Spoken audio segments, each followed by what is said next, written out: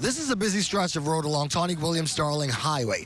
And so the presence of Sergeant Cox here comes as a welcome relief to drivers as they're trying to get through a very hectic part of their day. Why do you think it's so important what you're doing? Oh, a lot of people, famous people, need to get to work on time. You know, and traveling a mile of Butler is difficult, difficult. And I feel a passion, I feel a pain.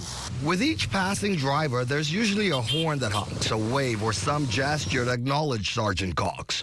Drivers really think he has made the commute go a whole lot smoother. He's friendly, and he always wears a smile, despite this hot sun and everything. You know, he's always wearing a smile.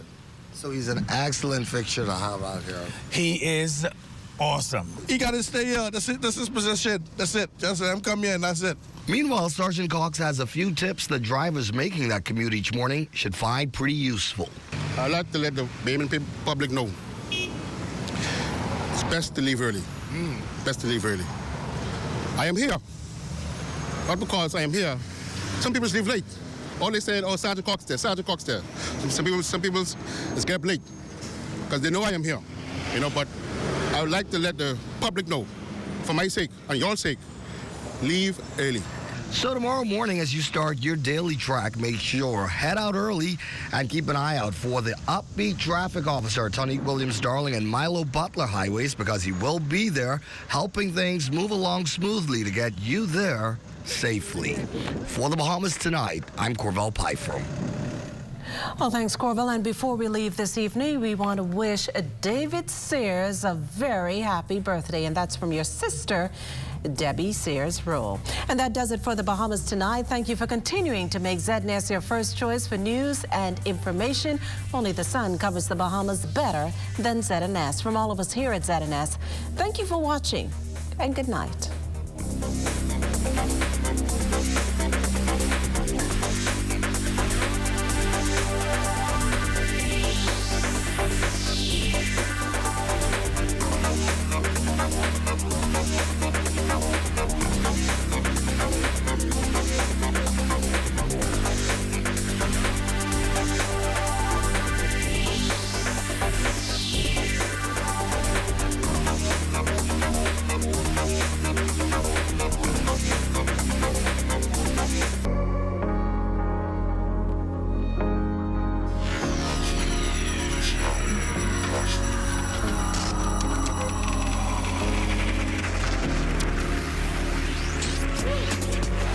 You're watching the ZNS Network, the People's Station. The mission has been set. Law enforcement has shifted gears. And now the Bahamian people must respond. What's at stake? Our nation's future. It weighs in the balance. And tonight, a clarion call for action. Yes, there are successes. And yes, more must be done. While we fight for the survival of a thriving and robust tourism sector, we press even harder for crime-free communities and a peaceful way of life. Our young men are far too vulnerable to this social menace, and families grieving must come to an end. Tonight, we're the ones waging war. It's an all-out assault on crime. The body of an unidentified male carted off here on Pilgrim Avenue. Police confirming a 17-year-old is one of the two victims of the recent shooting in the Montauk. Brutally shot to death Tuesday afternoon on a hospital lane. We have a duty to protect the Bahamian people. We cannot normalize this type of carnage on our streets. Good evening, everyone. I'm Clint Watson, and welcome to the ZNS Network Primetime Special Live. Key to winning the fight against crime is a familiar and simple word: partnership. Partnership removes segregation, dispels casting blame, and answers the call to serve. It's a good place to start in this fight. Not perhaps a comfortable place, but nonetheless a necessary one. We'll begin tonight by updating you on where the fight is, what are key successes, trends, and even challenges. The man responsible for fighting crime on the Royal Bahamas Police Force will speak with us first to clarify and explain what's going on. We've also got other leaders from the force and the top brass to give updates and considerable insight into the fight. Our own Makusla Pinda and Devontae Hanna will join me on this broadcast with further information, and it all starts right after the break.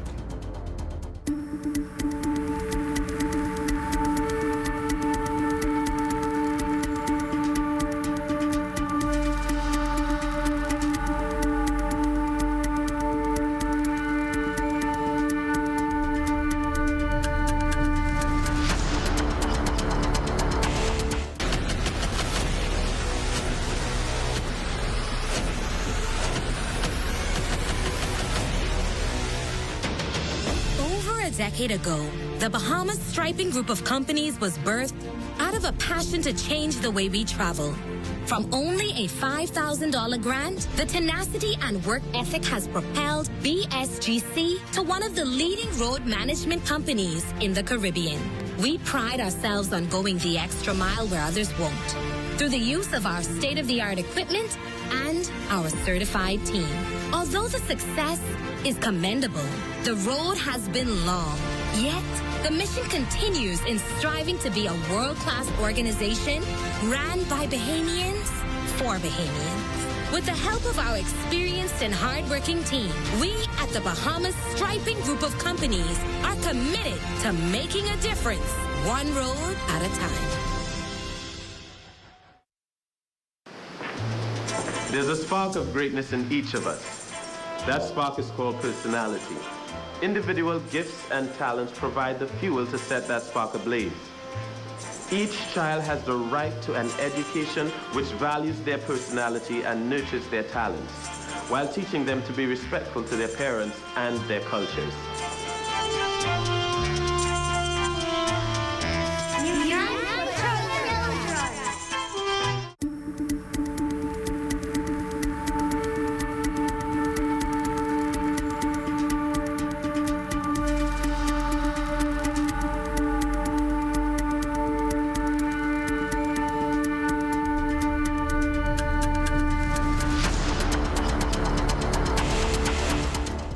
Welcome back.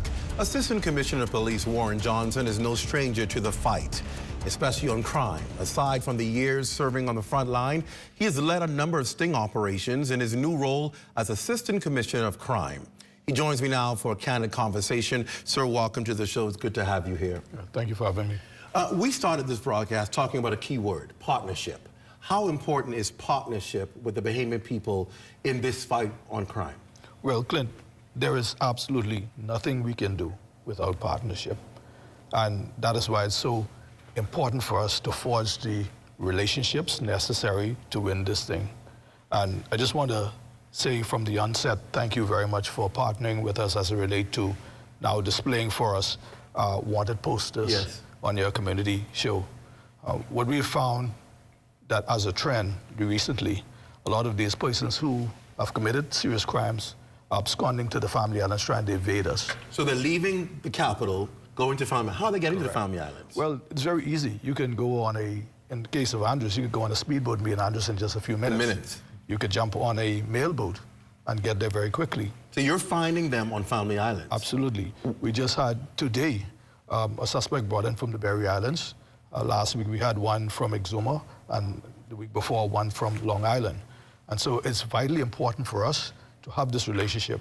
What we found is those places on the Family Island pay quite a lot of attention to your community announcements. And so as we look at strategies that would assist us in this fight, we thought it important to have that conversation. And again, I just want to thank you for agreeing to do that. Sure. We believe partnerships need to be stronger. Absolutely. And that's how we're going to win this fight. It's not an us or them, or it's not the police force and whoever else or government. It's everybody playing their role in seeing who's wanted and keeping observant in their surroundings and reporting what they know. Of course. What I find happens a lot of times is we criticize about crime, but when it comes to our doorstep, as far as maybe the perpetrators, we're not so quick to report them to police. And families, you find, are harboring or afraid to come forward with information, even if they know their loved one is involved in a crime.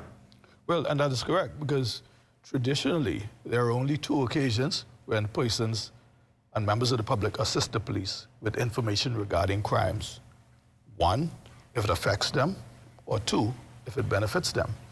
And I think this current environment that we're in fits both of those categories, and that's why we think it's very necessary for us to have an open conversation. Let me explain that a little further for you. Let me break that down. There are two components that make up a crime: the mens rea and the actus rea.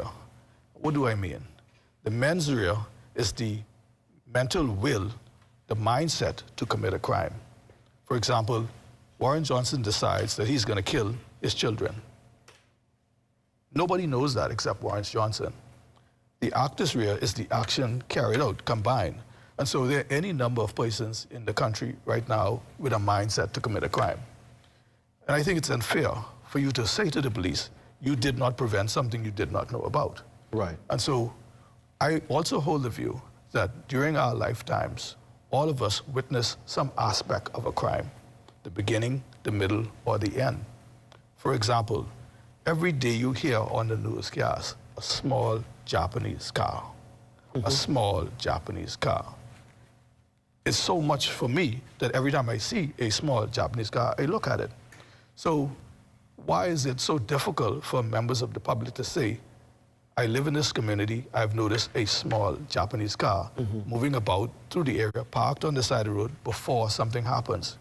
If that information, for example, that happened in St. Andrews Drive the other day, had somebody call and say, there's a small Japanese car roaming about that doesn't live here, we would have had a different result. As a matter of fact, one of our assistant commissioners was 2 corners away from that particular incident. So, in other words, the public can be that detector even before a crime is committed because we're around people. Absolutely. We see certain things. We see an argument brewing. We see a troublesome relationship. And if we don't say anything or do anything, that later becomes perhaps a crime. Or like we were talking about prior to the show, if something breaks out at an event, is brewing, you see a fight brewing. And nowadays, the inclination is to pick up a phone and record it rather than call the police or try to diffuse the situation. And I think that's so unfair to persons who actually have to witness those sort of events involving their loved ones. You know, my view is if you're gonna do that, perhaps you should call the police first so help could be on the way. I don't think it's a very comforting feeling for persons to see their loved ones going through their last experience on this earth that way.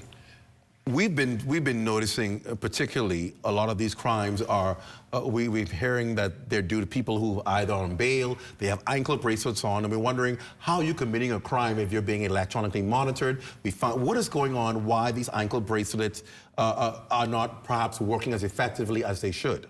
Well, I'll say this to you and be very frank. Anything that man makes has flaws. We've been in discussions with the company. We've pointed out and indicated to them some of our concerns, which we are hoping that they address in the short term. In the immediate term, now what we are doing is we are identifying these individuals and pursuing them.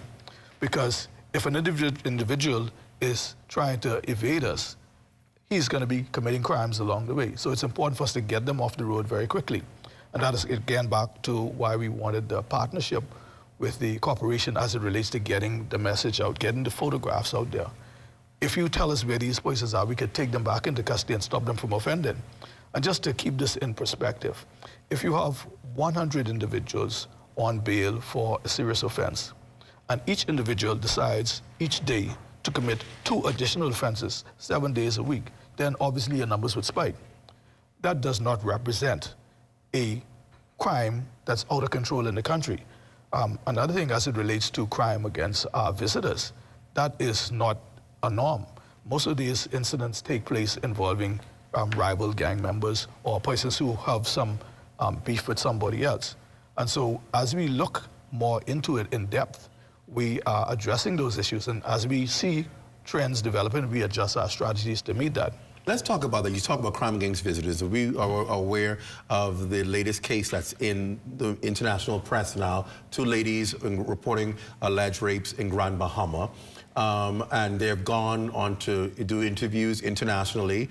And then now we see they've opened a GoFundMe page saying that they need to raise funds for HIV medication in the event they would have been HIV positive.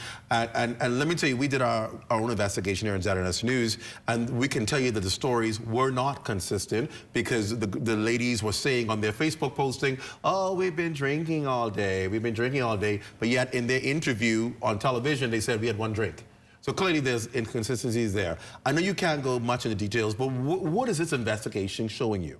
Well, clearly, Clint, matters involving our visitors is very concerning to us. We give them the priority as it relates to the investigations. And as you can appreciate, this is no different. With respect to that particular matter that you mentioned, without going into the weeds and the details of it, we were able to secure from the resort quite a bit of CCTV footage that we have examined, we've looked at it, and we're right now presently in discussions and consultation with the DPP on the way forward. And in time, that matter would be concluded one way or the other. I'm going to press you. Obviously, the footage was strong enough because these men who were arrested and in custody were released. So obviously, there may have been something on this footage that allow you to release them pending the conclusion of the investigation. Well, that's not unusual. In the event you have a major matter such as this, you have to do a thorough investigation. And while we're on that note, I can say that the members of the Royal Bahamas Police Force are by far some of the best in the world as it relates to that. As a matter of fact, the most recent murders, we've had the 25 murders. Out of those murders, 13 of them have been solved. Before the end of the week, we have concluded 2 more of those. And so the remaining 10 is still under active investigation. And so we do believe that we have now turned the corner as it relates to the spike that we've seen. Let me ask you again, I'm going to go back to because, and here's why I stick on this story, because this story could have damning effect about our tourism product.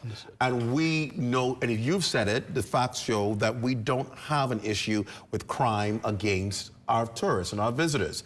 But what they are putting out there and purporting out there could be something completely different. When the investigation is all said and done, will the facts be made public to defend our country and our honor? Absolutely, we have no choice. We have to investigate the matter thoroughly. We have to present the facts as they are and let the chips fall where they may.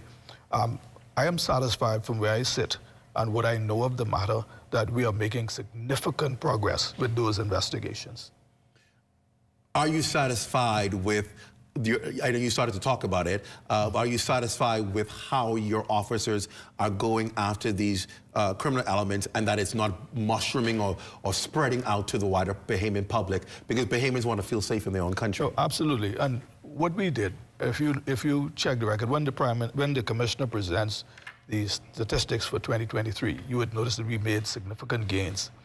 We are continuing all of those things we did in 2023 and then adding some.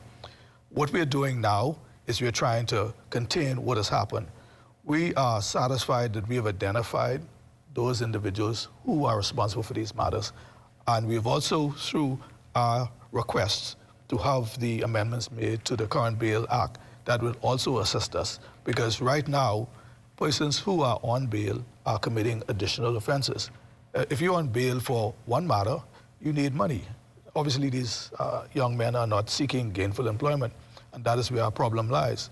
And so, as the Assistant Commissioner with responsibilities for crime, it is for me to analyze all of these matters individually and collectively, and then gear our strategy towards that end. And I feel confident that the Bahamian people will be pleased, very much so, of what the Royal Bahamas Police Force is able to accomplish in 2020. I've got to wrap you up, but I want to get this last question in, if my producer permit me. Body cams. People are saying they will feel more safer and feel the integrity of partnership with police if police are wearing body cams so that people can see with full transparency what's happening. Is that something we can see more of? Because we don't see enough of that happening now. Absolutely. When Assistant Commissioner Dame comes on board, I'm sure he's going to share with you much more on that. And we'll talk but more that about is definitely the direction that we're heading in. Assistant Commissioner, thank you for being with us and talking to us more about that. Well, crime and tourism never go together, and in fact, the use of both words in the same sentence can spell trouble. However, there is a great movement right now to speak up in defense of our country and share the message that tourists are safe and we are still a hospitable people. That's what people are trying to send the message out to the world. Our Bahamas Tonight anchor, Makusha Lapinda, joins me live in the newsroom tonight with a focus on what the numbers are showing, particularly as it relates to tourism and this issue of crime. Makusha, what does it all mean right now in this sector? Clint, if you were to think back a bit, you'd realize that if you were to ask the Prime Minister about crime, there was some degree registered on his face. And we're leaning on some degree because, after all, there was a 5-pillar anti-crime strategy. There was a planned national day of prayer. There were police briefings, and we eventually saw the Prime Minister hit the ground with top cops in an inner city area. Fast forward to Monday, and that concern seems to have shifted to one of distress, and I'll tell you why. The Prime Minister, so much so that the Prime Minister has called on the media to more so be sensitive to where stories are now being placed in newscasts and newspapers. And he's leaning on the fact that he says he now has evidence to support the impact of crime on the international community. Now, while the Prime Minister did not reveal to reporters right then and there what those numbers look like, I can tell you tonight that ZNS has been privy to some of those numbers. And based on those numbers that we had a chance to look at, cancellations have dropped across hotel properties here in New Providence to as low as 24%, but as high as 91%, and that's across the board for properties here in New Providence. Now, why this is so telling is because this is still the Bahamas' peak tourism season. We are on the cusp of entering spring break. We also have a tourism team that's hard at work trying to break another record ending 2024. But to hear more on today's reality, we go now to this piece. 18 days into the new year, and the Bahamas had already racked up a homicide body count of 14, 2 of them only a day prior. At the time, Tourism Minister, the Honourable Chester Cooper, wasn't concerned about any negative impact on the country's tourism growth. And truth be told, he had a logical reason why. I met today with the Commissioner of Police for the weekly briefing. I'm confident that they are putting in place strategies that we all will be equally confident in, hopefully very soon. But the Bahamas is a safe place. When we do our reviews abroad, this isn't something that comes up on the radar at all. So we're focused on continuing to build the product, really to grow opportunities for our guests to enjoy downtown Nassau as well as the rest of the islands of the Bahamas. But the numbers kept climbing, triggering the United States to upgrade its travel alert to the Bahamas to an advisory, cautioning its citizens to avoid certain areas in the capital due to a spike in crime. Alongside the fear and panic it had all the potential to create was the bigger issue of possibly tarnishing the Bahamas' long-held reputation as a leading Caribbean destination. Alerts, advisories, clearly subjective, but it would be foolish to ignore the possible impact, right? Particularly with it making the media circuit locally in the U.S. and the Caribbean. The Prime Minister sought to allay fears, publicly declaring the Bahamas is safe. Unfortunately, though, the damage had already been done. And this going on, the Prime Minister revealing that he had evidence of crime's impact on the tourism industry. And so much so that he called upon the press on Monday to be more sensitive in its reporting of killings.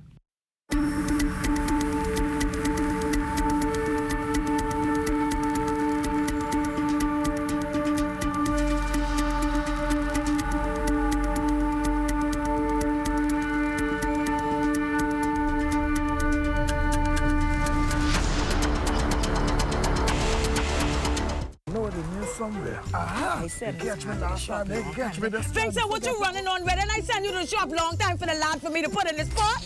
Yeah, man. So you'll be all up in my grits. But I asked you to cook me this morning. You ain't cooking well, Vincent, this year say, junior sailors, and you ready for the grave. You good? Where?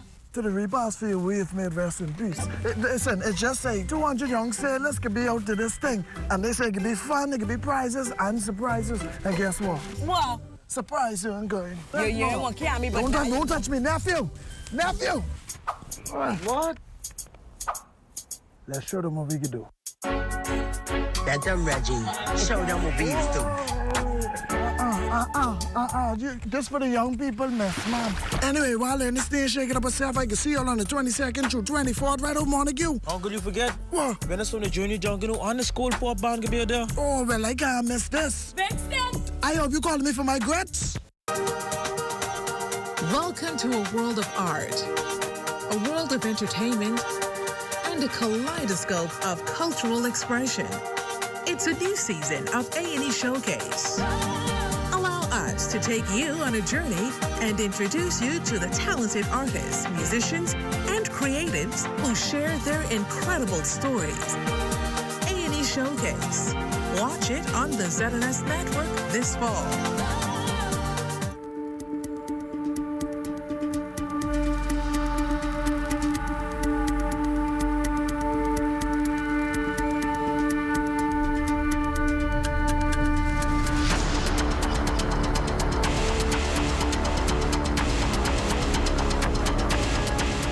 Welcome back. Technology plays a serious role in the fight of crime. As bandits become more sophisticated in how they commit crimes, our agencies must follow pace. Now, is the police force armed with all the technology that's out there and available to them? It's a serious question that we're putting to the Assistant Commissioner responsible for technology, Shivago Dames. Welcome to the show, sir. Only you can answer that question tonight. Are you satisfied that the police force is keeping pace with the rapidly trending technology that people are implementing now in crime? First of all, thank you, Clinton. Thank you for having me. Let me first say that the Royal Bahamas Police Force has a renewed commitment to creating safer communities and, by extension, creating a safer Bahamas. And so we have embarked on implementing and introducing any number of technologies to assist us in the fight against crime. We have embarked on a technological revolution. So we have introduced body-worn cams. We have introduced CCTV. We have introduced shot spot or gunshot detection technology. We have introduced drones. We have introduced and upgrade our AS400 system. We are now in the process of upgrading our CAD system. So to answer your question directly, yes, the police force is in its arsenal of technology, has all of the technologies available to it. So let's rate some of those technologies. Since you've given us the list, let's rate the public's perception and whether the effectiveness of what's happening. The first thing you mentioned was body cams. And there's still a concern that not enough police officers are wearing body cams. And are we retrieving the footage from these body cams to actually tell what happened at an incident and what may have occurred?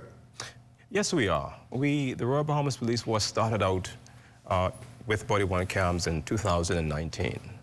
And then we introduced just under 700 body-worn cams to the Royal Bahamas Police Force for our officers to use.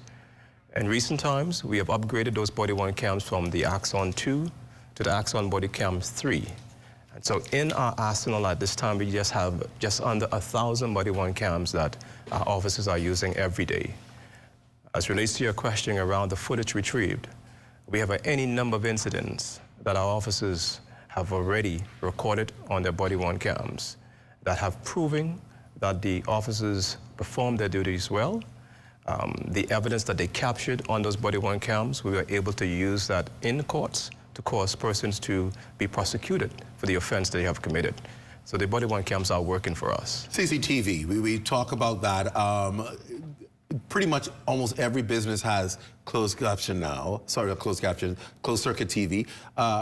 People can be found if they commit crimes in businesses or communities through CCTV. Is that proving effective? Very much so. We have captured on our CCTV platform any number of murders, armed robberies live, house break-ins live, accidents live. And so we have solved many matters using CCTV footage. The evidence that we have captured was able to present to our prosecutors, and they were able to cause persons to be convicted with the CCTV footage that we have retrieved. So, Clint, I want to also take this opportunity to say to members of the public, the Royal Bahamas Police Force has just introduced neighborhood arm of the force using CCTV. And so we're asking members of the public to partner with the Royal Bahamas Police Force. You can now register your cameras with the Royal Bahamas Police Force. And there were times when members of the public wanted to help the Royal Bahamas Police Force with matters that they might have captured on their CCTV cameras, and they were afraid to have the police come to their residence. If you register your cameras with us now, no longer do you we have to send an officer to your house or to Now your... that makes sense, because people just won't get involved. I mean, you know, you want to help police, but face it, if an incident or murder or some crime happens in your street, the last thing you want police to do is come to your house asking for your footage, because then people say, oh yeah, you rat me out, you pimp me off. Now that doesn't have to happen, right? It does not have to happen. And guess what, Glenn? It is free of charge.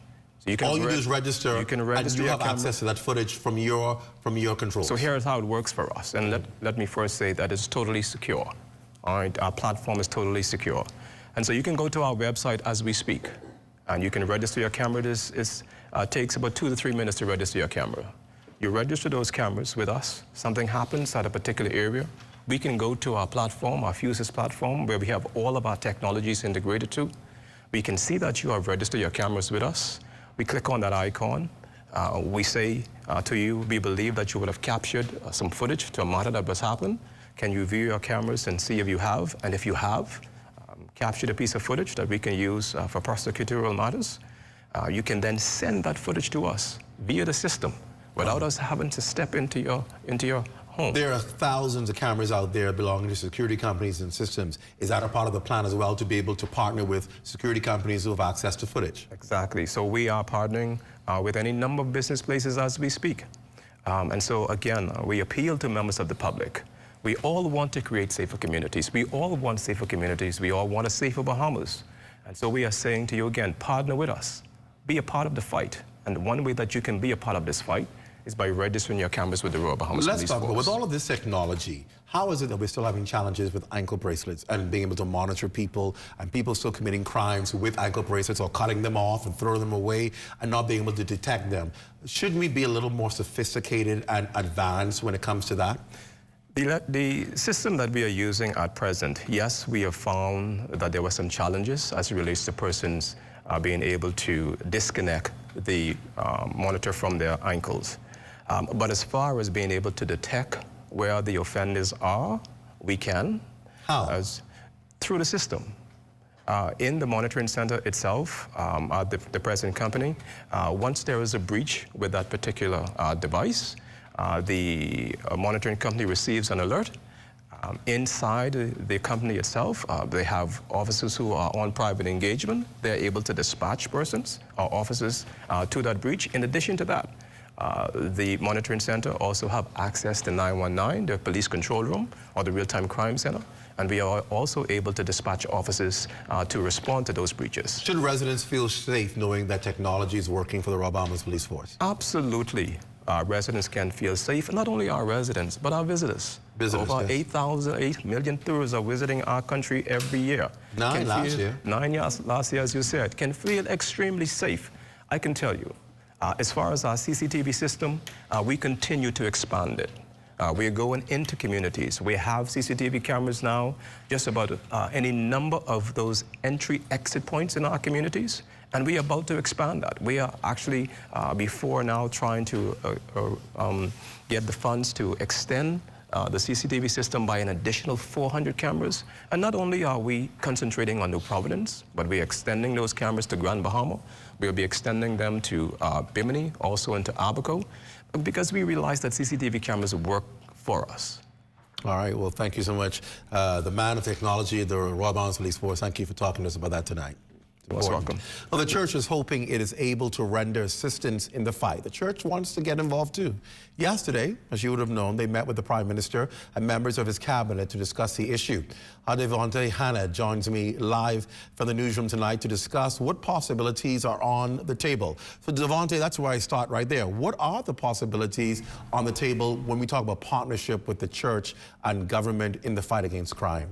Well, no doubt, Clint, the church is definitely concerned. 25 homicides, and we're not even done with February yet. That statistic definitely startling, shocking to some of those clergymen, as well as we heard from them that they said that they're going to have to get on the ground from early. We've seen toddlers being injured in these homicides, in these incidents. We've seen a 16-year-old girl shot. But on the other side, we've seen teenagers being on bail for murders, young men, 20, 21, 23, all responsible or allegedly responsible for these crimes.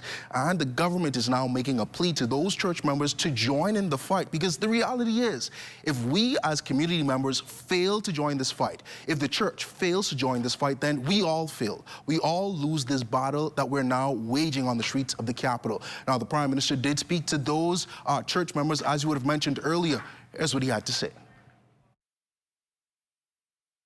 If I ever needed you before, I sure don't need you now. Prime Minister the Honourable Philip Davis on Monday making an appeal to the religious community to join the fight against crime, as he underscores the reality. Crime is everyone's problem. It is the responsibility of the government to ensure the safety of our people. We need those to have the cooperation of our people to do so. We can't do it alone. Of the 25 homicides this year, 85% were men, trailing behind the police's latest figures from 2022, which reveal out of 128 murders, 92% were men. A group Prime Minister Davis believes the entire community must target to save. Initiative has been lost among some of our young men. They feel lost, and they feel that a lot of people don't care. I want to engage you in my partnership to do that, to see how we can turn this tide. Echoing police, he admonished parents and the church alike to do their part in ensuring swift justice. If you see something, say something. When you're saying it, don't look at yourself as a snitcher. Look at yourself maybe as a protector. As parents, guardians, we have the duty to protect our children. I too call upon you to think about that, and let's pass that message on.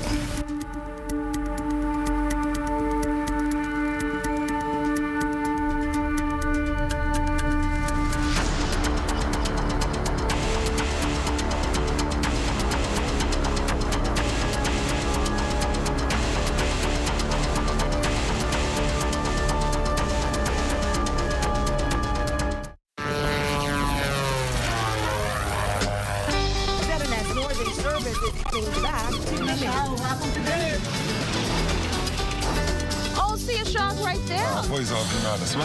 Yes, I got that. I checked that off.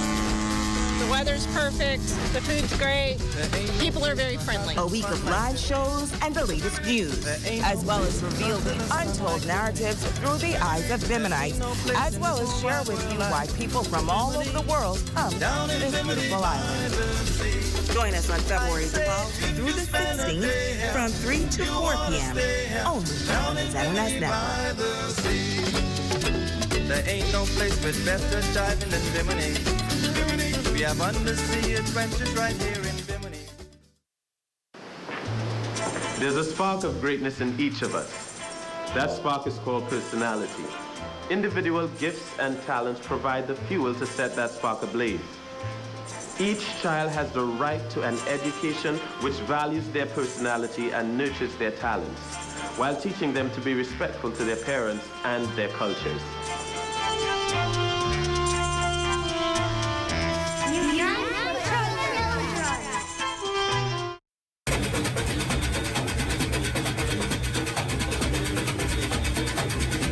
Join us for the rebroadcast of the 2024 Anthony Huck Williams Jr. Junkanoo Parade, Saturday, February 17th at 1 p.m.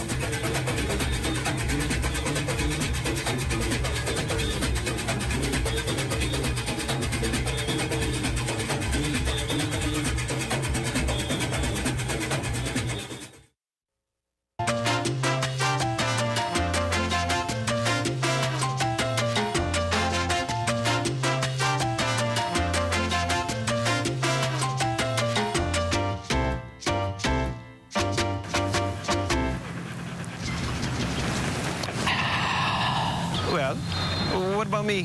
What about you, what? Well, I thirsty too, you know. You want to see all the water out there? Well, why you don't give me your water, and then you go try and drink that salt water? You crazy, eh? I ain't the one talking to a dog, you know. Ain't nobody can drink salt water. Then why you won't give it to me? All dogs need fresh, cool water and sufficient shelter from the sun all year round, especially on the beach and during the hot summer months. Summers are very hot here in the Bahamas, so please make sure all pets have ample, cool, fresh water in proper containers and sufficient shelter from the sun, even on the beach. And make sure all dog houses and kennels have proper ventilation. Let's make it Bahamian to be humane. This message has been brought to you by the Bahamas Humane Society and the Broadcasting Corporation of the Bahamas.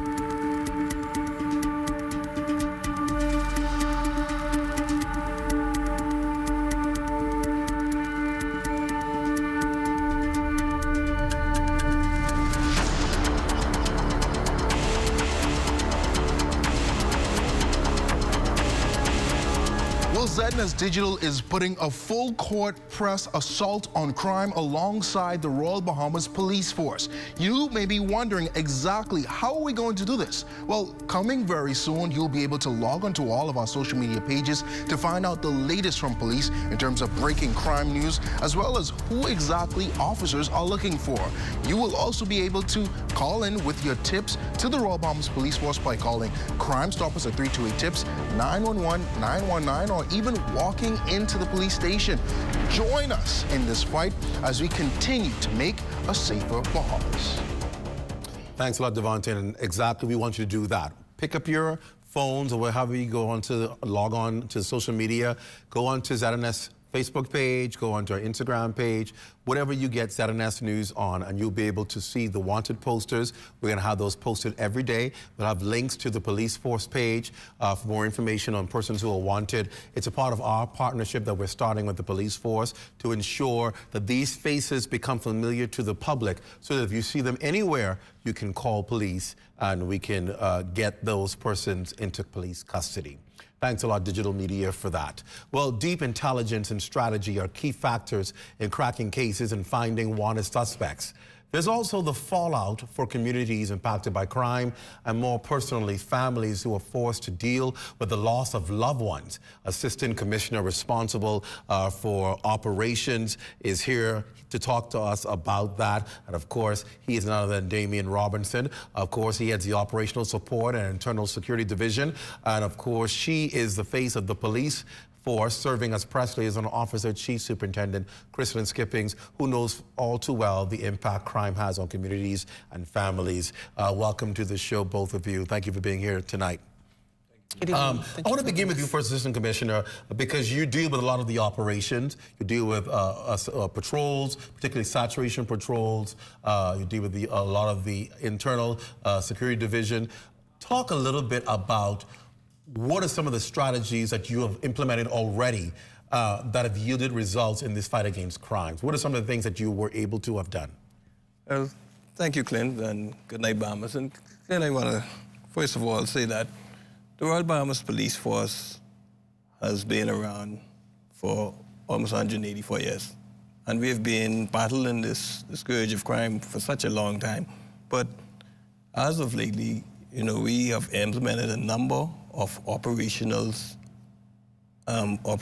support to try and crack down on crime.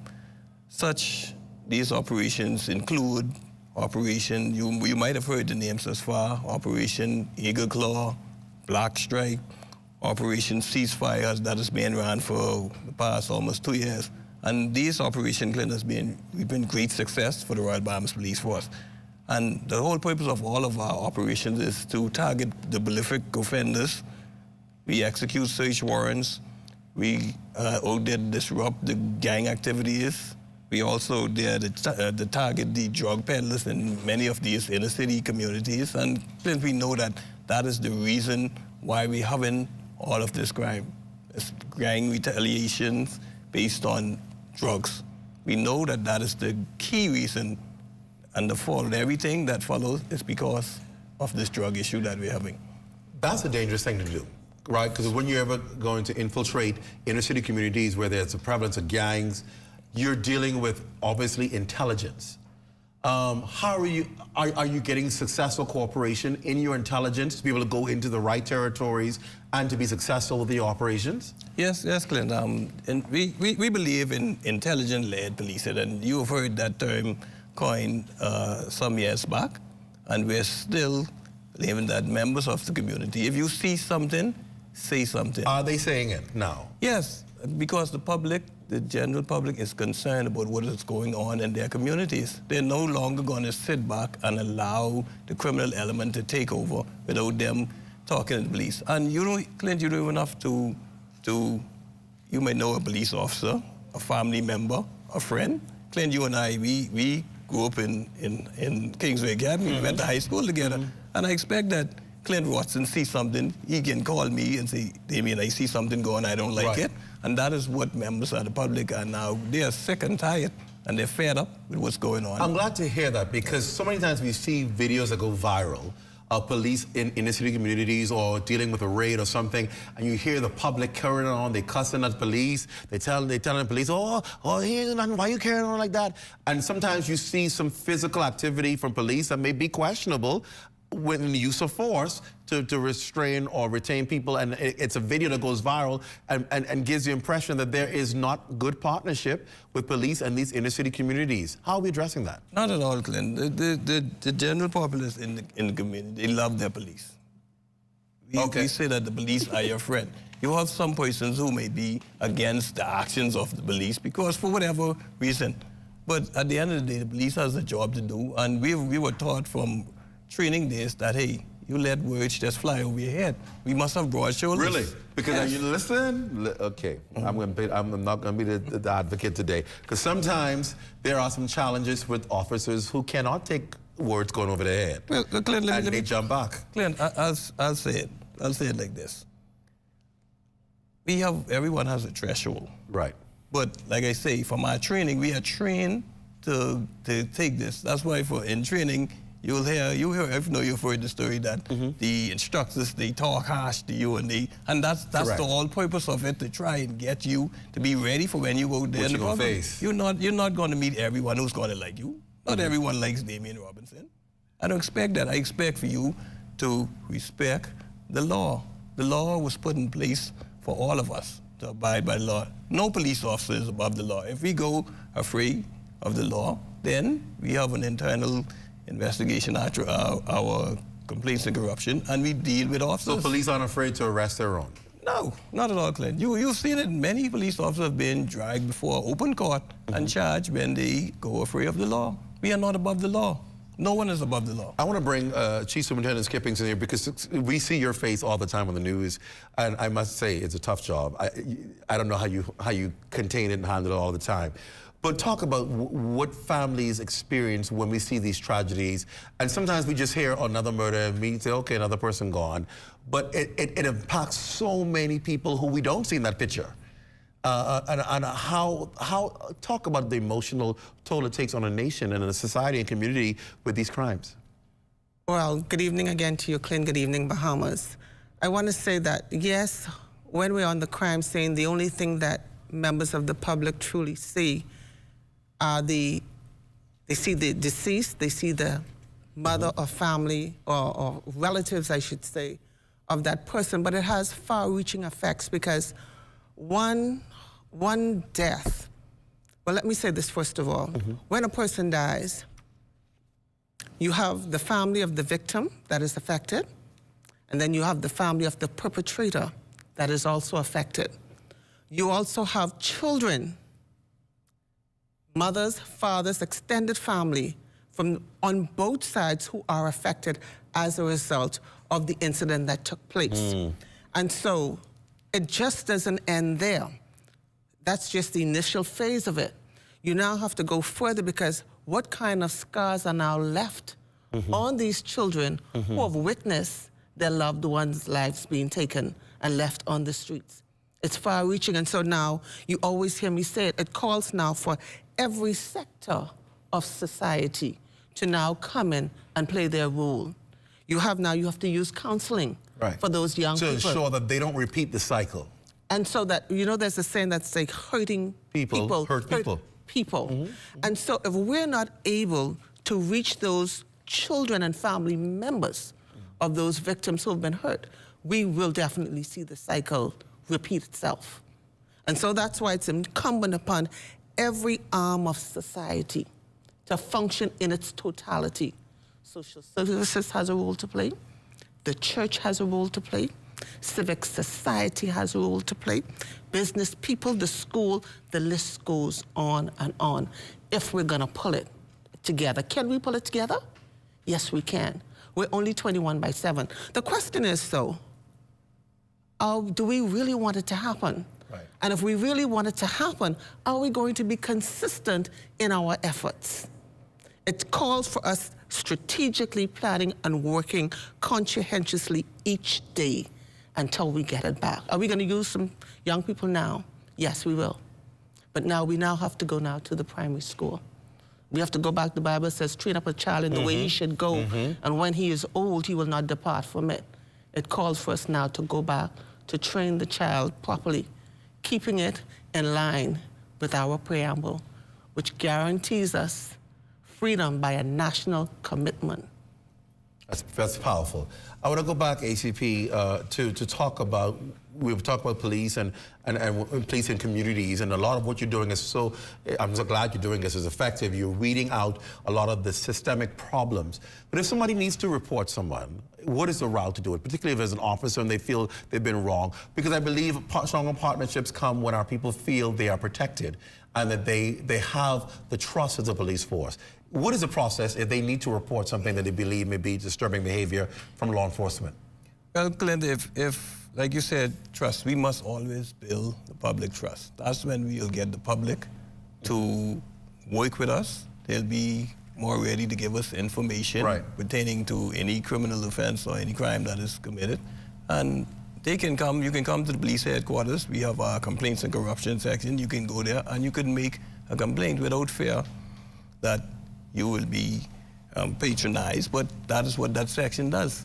You go there, you make your complaint, and the full-scale investigation will be done like anywhere. You go into a police station and make a complaint, and we investigate our own.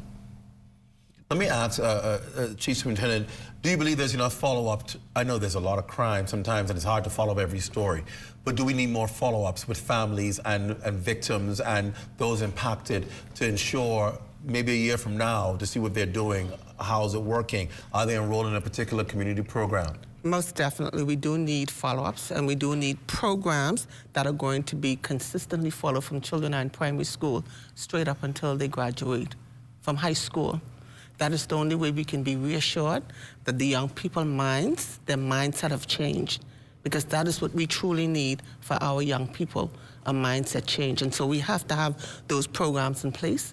The people in place who are competent enough to run the programs to ensure that what we want, we get the desired results. I'm glad you brought that up because, you know, a lot of times people, and you know, social media is something else, right? Because people will complain about, and then you have National Day of Prayer and people complain, oh, you take more than one day to pray. It's almost as though there is a spirit of anger and frustration or just trying to not want to be a part. And then you say, okay, well, all the people who've called for all of these things, where are you?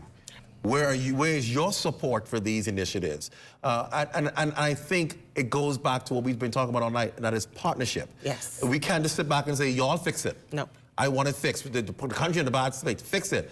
It requires involvement from people at all sectors to help reach one. Yes. Everybody has to play a critical role in this fight right now. You cannot cast blame on anyone. This problem started from the family. The basic unit of society. Parents who did not parent their children properly, who did not rear their children properly, allowing them to as simple as bring a pencil in the home. You didn't ask where that pencil came from. You didn't tell them to take that pencil back. And then it escalated from a pencil to probably a game console. They brought it in, and then it escalated to the next situation, to the next thing, to the next, until we arrive at a murder. How did we get here? We have to go back to parenting.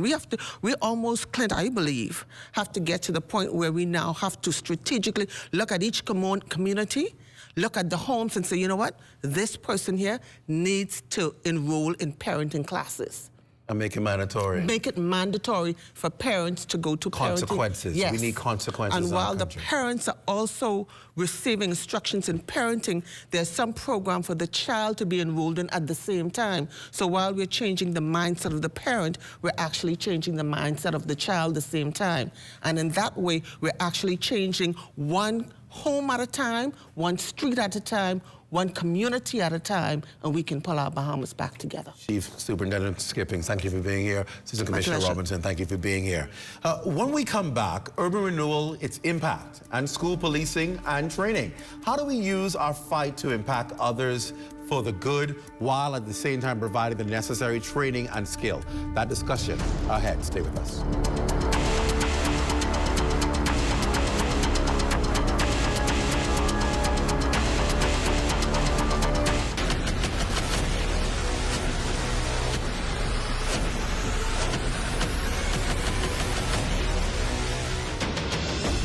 A decade ago, the Bahamas Striping Group of companies was birthed out of a passion to change the way we travel.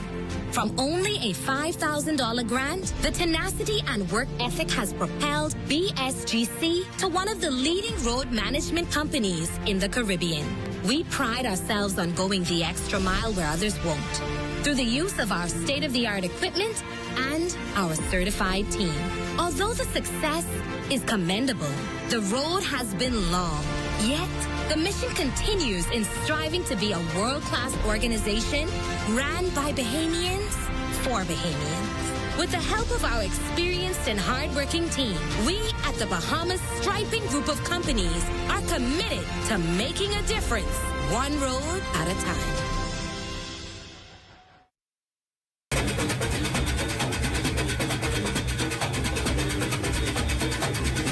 Join us for the rebroadcast of the 2024 Anthony Huck Williams Jr. Junkanoo Parade, Saturday, February 17th at 1 p.m.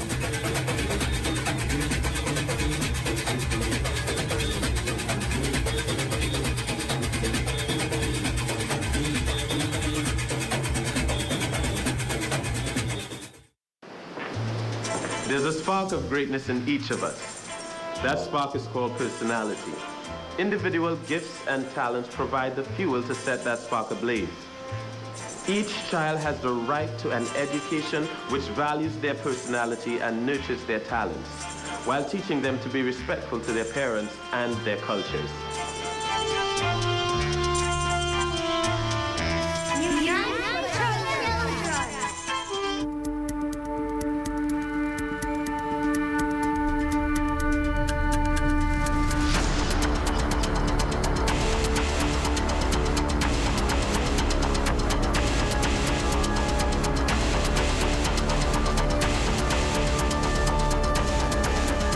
Thanks for staying with us. The Urban Renewal Program has won international awards in crime-fighting initiatives, and there's a pretty good reason for that. It's been effective in deterring young people from crime and restoring the lives of some who were involved in actual crime. It's a program that can yield significant benefits if executed effectively. So, are we seeing the impact of urban renewal? Well, Assistant Commissioner of Police Anthony Roll can answer that, and his colleagues, Assistant Commissioner Charles Wallahana, who heads up school policing and training, can perhaps add some more information to that. Gentlemen, welcome to the show. Great to have both of you with us. Thank you. Is urban renewal effective today in dealing with this war on crime that we are trying to wage? Is urban renewal effective? Well, to answer your question, first of all, Clint, thanks for having us, having me. To answer your question, yes, urban renewal is being effective in our communities. Clint, you must be aware that urban renewal, or our major problems in our communities is as a result of socio-economic issues, namely unemployment. We have a lack of proper housing. We have education. We have also low income. So these are impacting our communities, the residents of our communities. I think our objectives in dealing with these issues are being met, Clint, because in just over a month of being rejoining the urban renewal communities, areas in these communities, our officers on day one Clint, in a walkabout in the Anglican community, the officers from Anglican Urban Renewal came upon a female that was living in a vehicle with 3 kids. Wow. 3 children. Immediately, swiftly, our officers sprang into action and were able to secure proper housing, and also were able to land a job for this female, and she is working now. That's excellent, because of course my question is, where was the agencies that should be responsible for housing? And sometimes we hear the red tape that people have to go through just to get access to service. And that's something on a different level for a different topic, but we have to be able to get services to our people sooner and not let the system fail them because we say, oh, this is the protocol. I'm glad your officers are able to spring into action. I mean, to answer, to piggyback on that question, it was like, I think it was minutes to 5, social services were called. And, you know, of course, it was unsuccessful in providing the necessary help. So maybe pause right there, social services. Maybe perhaps a suggestion is you need an after-hours line that people can, because sometimes people are in distress and it's going to happen after 5 o'clock. Just say it. Okay, continue. And during that same week, officers from Flamingo Gardens Urban Renewal and also the Pinewood Urban, not Pinewood, Nassau Village Urban Renewal, were during the same walkabout were able to locate 2 young men that were living on the parks in those communities. So they were able to partner. Partnership is very important. They were able to partner with Teen Challenge, Eric Fox, thanks to him, and he is able to provide the necessary housing accommodation for these officers. Since within a month, officers from Centerville, Bandon, Nassau Village, and Fort Charlotte, they were able to start a breakfast initiative. Monday is Bandon, he calls it Marvelous Monday. Friday is Centerville, he calls it Fabulous Friday. And of course, we have on Wednesday and Thursday, we have the other 2 centers, and more centers are coming on board. So Urban Renewal is working, man? It is working. It is working in these communities. Could you imagine these communities without Urban Renewal? No, I can't imagine it. Because, you know, I experienced Urban Renewal. I worked those areas. I worked the Ben and Grandstand for 5 years. So I've seen and I felt and I was able to see the impact of Urban Renewal. Now I'm at a different role, playing a different role in these communities. There are a lot of things Urban Renewal, Centerville Urban Renewal officers were able to go into Fort Fincastle and were able to partner with BPL, and just as simple as changing out street lights. And the account from a resident from that area, a female resident, sent out a voice note thanking the officer, commending him for getting these lights working, that according to her account, that were out for years. Wow. So these are the things that our Urban Renewal officers are doing. And of course, no, go ahead. Because I want to bring Assistant Commissioner Hanna into this, because you're in the schools with school policing, and a lot of people were afraid. Why are we putting police in our schools? What does that say about our country? And the reality is, what it says about our country is they've changed. Young people have changed. You wouldn't put them in there before because people were well-behaved, well-respected, and mannerly. Well, guess what? The kids that you're raising today, they don't respect nobody. They don't have no manners, and they ain't listening to nobody. So we got to put police there so that the poor teachers who are trying to do their job can get through the day without your rude, bad child, who you say is your good child when something happens, and there's no training. What are you seeing in the schools? Well, Clint, let me first say that school police officers are not there to militarize the schools. And that's important, because people think, oh, they're there to turn it into a police state. No. No, they are there to serve as mentors, role models, big brothers and big sisters to these students. Since this program has been relaunched, these SROs, as we call them, school resource officers, have become mother and father figures to these kids. And pause right there. Because when you say, the reason why they becoming mother and father to these kids is because many of them don't have that kind of parental guidance. Right. That's you again. Okay, go ahead. So they're not there slapping kids up against the wall, putting handcuffs on there. Right.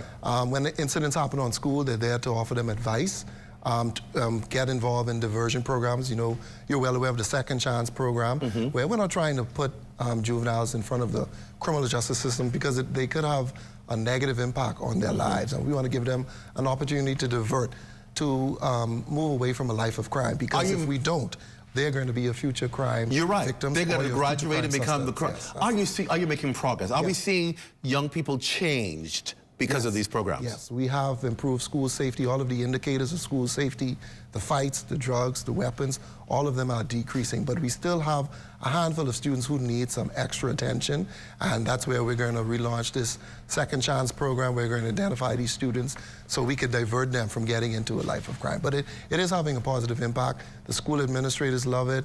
We're getting requests for school resource officers from primary schools, from private schools. We have our special schools like Program Shaw, TAPS, PACE, and it's on all of the family islands. And school resource officers is a global phenomenon. Ever since Columbine in 1999, police officers have been widespread in schools. So we're not there to militarize the schools. We get a lot of information from students. We connect with the parents. We connect them with stakeholders, social services, Ministry of Youth, Sports, Culture, and we help all of these students to be all that they can be and to become law-abiding citizens. And these programs that you're running are getting international recognition. Yeah. We hear people talk about crime and all of the negativities going on, but we don't recognize that we're leading and we're models to the region and global community with a lot of the programs that we're running and implementing. We had one of our school resource officers in Eleuthera, Sergeant Pratt. He just won the international award from the National Association of School Resource Officers for being outstanding leader in SRO. And that is a global award. And as IACP, the International Association of Chiefs of Police, the Urban Renewal program has won 3 to 4 awards. And then the National Neighborhood Watch Council has also won an award. So it's global and it's impactful. Before we wrap up, what do you need from the community in the execution of your programs and plans? What do you want to say to the public? What do you need from them? I would say just support your police officers. Parents, please look after your children. Don't come to the school trying to fight the teachers. All right, we had some incidents of that where we had to arrest parents. In some cases, parents are really, really not helpful. I believe that if parents would become more involved in their child's education, we would have a big difference in crime. So we want the parents support the police. We're members of the community, right-minding behaviors to support the police. There's no way we could solve this crime problem if we don't attack it on the front end.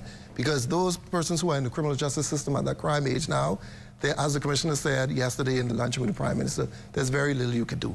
The best thing we could do is start in the primary schools and divert these children from getting into a life of crime. Because if we don't, all we'll be doing is waiting on the next generation of criminals. So the school policing program is critical to the fight against crime in the medium and long term. ACP role, what do you say to the public? What do you need from them? Well, as my colleague said, you know, we want to catch these children on the front end before they actually get into the justice system.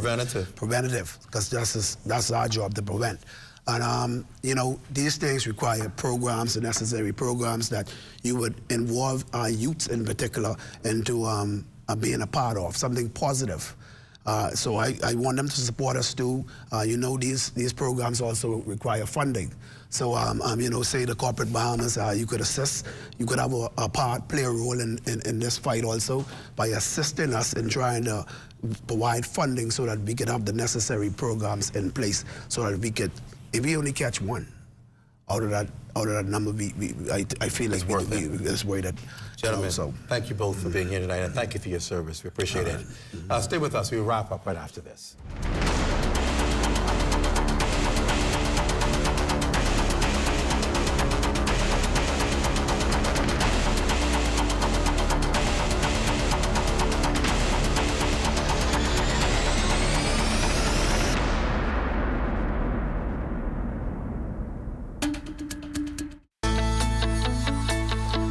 Battling for B is a joke compared to battling colon cancer. You want to protect your quarterback? You need to protect your body. The same way we declare that we will be victorious on Bay Street is the same way you will declare that you will be victorious over colon cancer. Colon cancer is the 3rd most common cancer affecting Bahamians. Both men and women are affected equally. Fortunately, colon cancer can be prevented by scheduling routine visits with your doctor, by being aware of the symptoms, and by having some form of colon cancer screening when appropriate. If you're over the age of 45, talk to your doctor about having a colonoscopy today.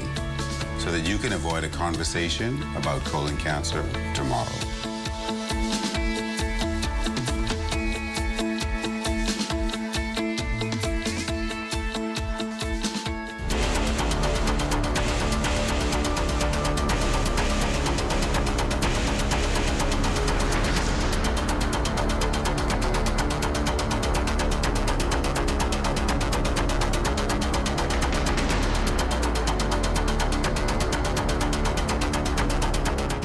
Hopefully tonight would have sparked and started the conversation that needs to be had. It is very easy to get caught up with the wrong focus and discussions. As I said in the beginning, what's at stake is more than just our bread and butter industry, but also peace for ourselves and our families. And with such high stakes, we cannot afford to get it wrong. We must work with the police. We cannot afford to contribute to crime when it suits us, turn a deaf ear and close our eyes, but still complain about the issues. This is an us problem, and it will take us to win the war. This is where we all can help. I encourage all of you to change your posture. Let's change our posture, and let's change our speech. If we want a better country, we will fight for it. If we have ulterior motives, we will fight against it. There are only two sides. No, not PLP or FNM or COI or any other political party. No, not Catholic or Anglican or Church of God or any other denomination. No, not even Bahamians versus the others. But the two sides are good and evil. We're either building up and supporting, or we're tearing down and dividing. Criticism is good, but criticism without action to improve is futile, non-productive, and quite simply destructive. Whose side are you on? And what cause are you standing for? A better Bahamas is right ahead, but it requires work, unity, and determination. For all of us here at the ZNS Network, I'm Clint Watson. Thanks for joining us.